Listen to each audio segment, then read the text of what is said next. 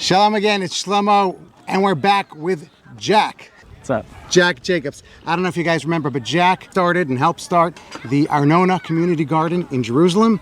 And since then, Jack has moved to Efrat, to the Gush, which is a little bit more spacious, like where I grew up in the more suburban areas.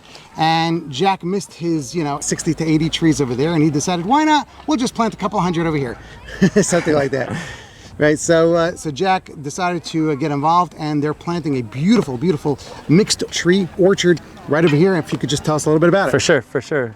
The Moatza has been very helpful in helping us to take the piece of this land. They set it aside. So that you can settle it. Exactly, yeah, exactly. So we decided that we wanted to grow this big, beautiful, it's about 4 or 5 dunams of land. Definitely much bigger than the community garden in Jerusalem. There's about 150 trees here of every different variety. There's figs and there's peaches and there's carob trees.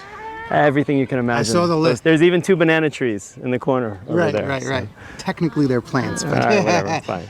Borei Pri Adama. Not fun. That's right. But it looks like you got a mix of everything. Yeah. And this is really the dream thing for every community. I mean, yeah, it really is. People in America don't realize over there or anywhere in Europe or in Canada, they start off with trees. Yeah, right. Like when you get to an area, you got to knock down trees to build. That's over true. here, you come to, let's say, the Gush, the Judean mountains, and there's nothing.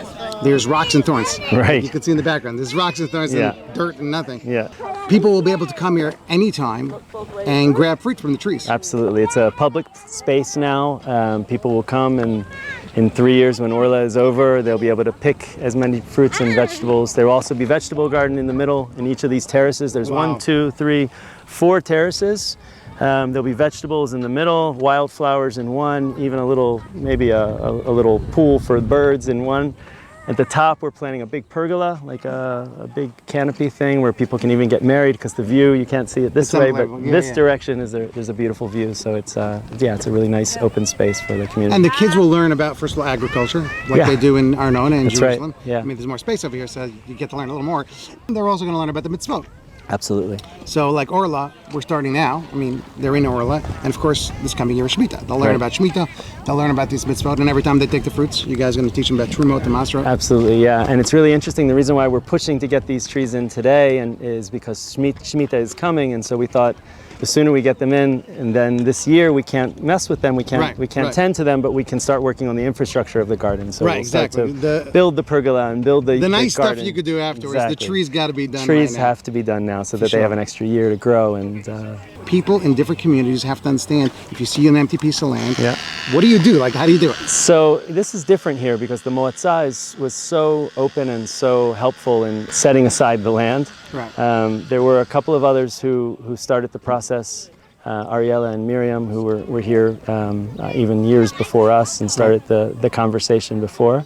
And so when we arrived, there was already the process was in motion. When Jack came, there's no looking back. No, the conversation was in motion. We just came and tried to help actualize the dream. So in a city like Jerusalem, it's a little bit more complicated because it's a lot more complicated. It's a big city. The land in Jerusalem is much more sparse. You want to explain to us exactly the geographic? Sure. Yeah, we're in the northern section of Efrat. It's the newest neighborhood called the Dagan.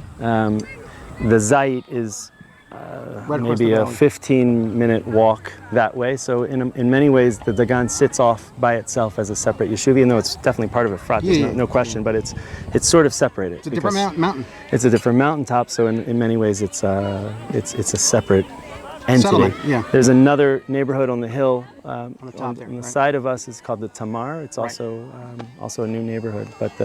So Tamar looks like it's higher up. Yeah. Then is you, and then the Zayit looks like it's down, but then back up again. Yeah, and then there's a big, beautiful valley in the middle where there's a wadi that runs through the middle, and there's ancient archaeology all along the valley, and also there's an ancient aqueduct which actually brings water from this whole area into Solomon's pools, a 2,000-year-old reservoir. Wow. And that water was brought into the Beit HaMikdash. And it still flows. There's still water in it, and there's a lot of archaeology that surrounds it. When Har Zeitim, the Mount of Olives, splits in two, as it says in Zechariah, right? That's going to happen. Yeah. So then you can imagine water just rushing in. That's right. And going through here, through Efrat, through the valley over here, all the way through Beit Lechem, and to the Beit HaMikdash in Jerusalem. And there's a lot of hikes through this area and through this valley here where you can actually see the aqueduct. All right. So. Well, kol hakavod to you. And if you Thanks. ever move anyplace else, or if you just want to advise anybody, can they contact you? B'simcha, yeah, of course. Because you can people call me are anytime. people are watching. People live in happy different to help. communities, and they see it, and they're like, "Wow, you can really do this." I'm happy to help. You got to take action. You got to contact the local authorities. For sure. Ask them, "Hey, this piece of land over here is just thorns and rocks. Let's do something nice." Absolutely, yeah. And they'll contact Zohar and we'll donate the trees, but you got to roll up your sleeves and get through the bureaucracy. Yeah, the ground, Jack is so. representing a team of people. For Great. sure. Okay, what kind of tree do you have there?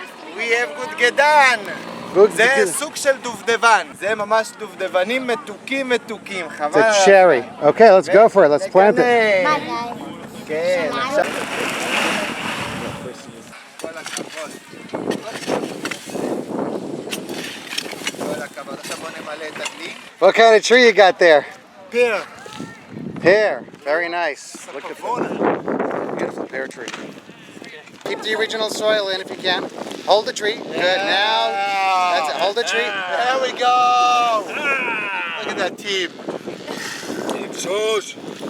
Go. Got this. All right. Proud of you. Oh my god, I'm so dirty.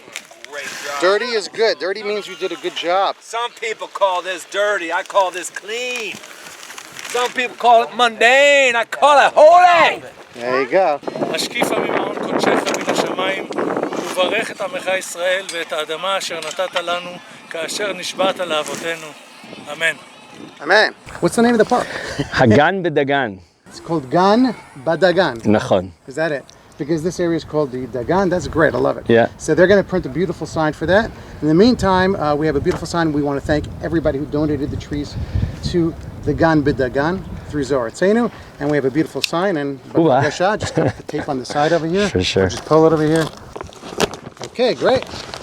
And here's what the sign says. It says the trees for this mixed fruit tree orchard were donated by friends of Zohar Tzenu, IsraelTrees.org, to help settle the community of Efrat in the Judean mountains and beautify it. All the mitzvot, Jewish agricultural laws, will be observed with these trees and their fruits. The fruits from Tu B'Shvat 2023, Tafshin Pei Gimel, following Shemitah, will no longer be Orla and can be redeemed as Netaravai and enjoyed. To see amazing videos of farmers and communities in Israel, or to help plant more fruit trees, please visit www.IsraelTrees.org, and it says the same thing in Hebrew. תגיד. קודם כל, העצים של הבוסתן הנהדר הזה, של היער הקהילתי, של גן בדגן, של הקבוצה הנהדרת שהולכת ומקימה פה את היער באפרת, העצים האלה נתרמו על ידי החברים של זוהר ארצנו. Okay. Thank you so much. Thank you. Thanks for all your help. Thank you. תודה רבה. Thank תודה רבה. Thank you. Plant your trees now at IsraelTrees.org.